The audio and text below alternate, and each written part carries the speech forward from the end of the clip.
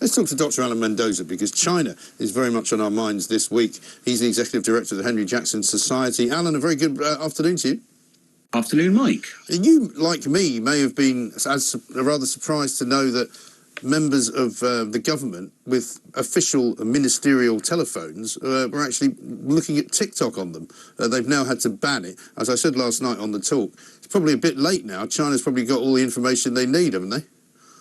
Well, I mean, it was always obvious to ministers this was likely to happen. The very fact that our allies have got ahead of the game with this, I mean, the US did it, Canada did it, even the EU did it, and we were still holding out.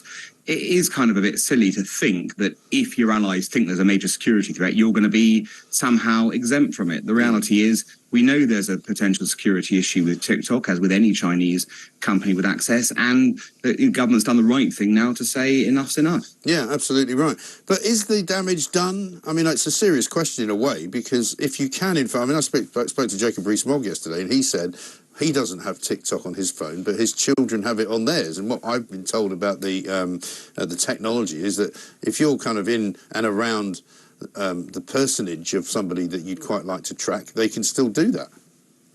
Yeah, unfortunately, a lot relates to how apps give permission on your phone. I mean, You might think you're downloading an app and it's just the app. But actually, if you read into the terms and conditions, they're actually amazingly intrusive. They can explore your phone. They can look at your regular contacts. They can, kind of, as you say, work out who you might even be in the vicinity with. Right.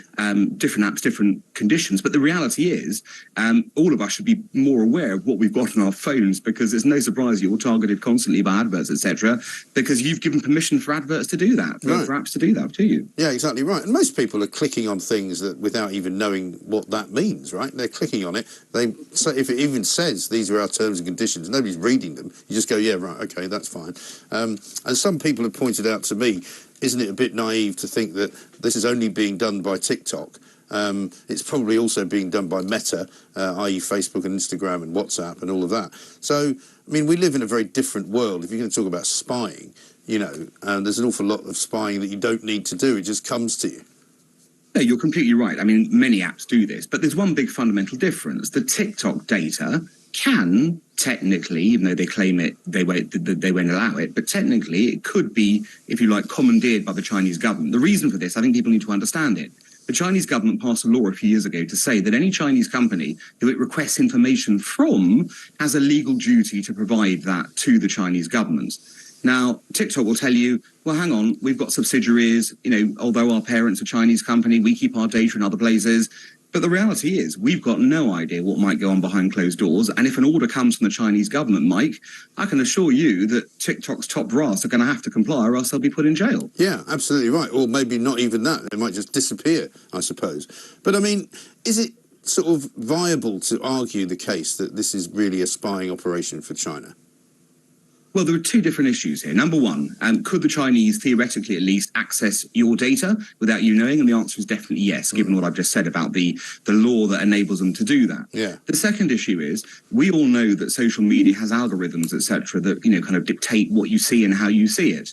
Now, I've got no proof of, how TikTok generates its algorithms or how this works, but I just wonder how many Tiananmen Square protests get put on TikTok and how virally those go compared to things the Chinese government might like in that sort of setup. Now, again, the company says, oh, no, we follow standard procedures here. But reality is we just don't know, do we, Mike? And as a result, given how social media has been misused over many years, it's certainly possible for a state actor to intervene and get, kind of favoured coverage on an app like TikTok if it knows how to do it. Yes.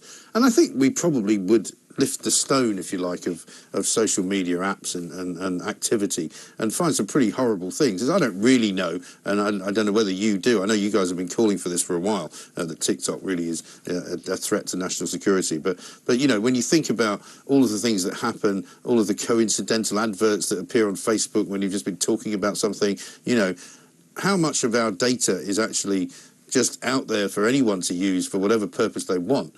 Who knows?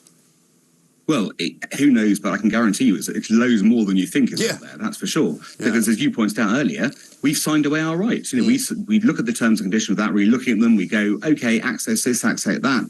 I mean, most people probably don't know that on Meta, you can go onto your Facebook account and you can actually look and see what data they're collecting. And once you do that, you'll quickly be ticking, I don't want to share this stuff straight away.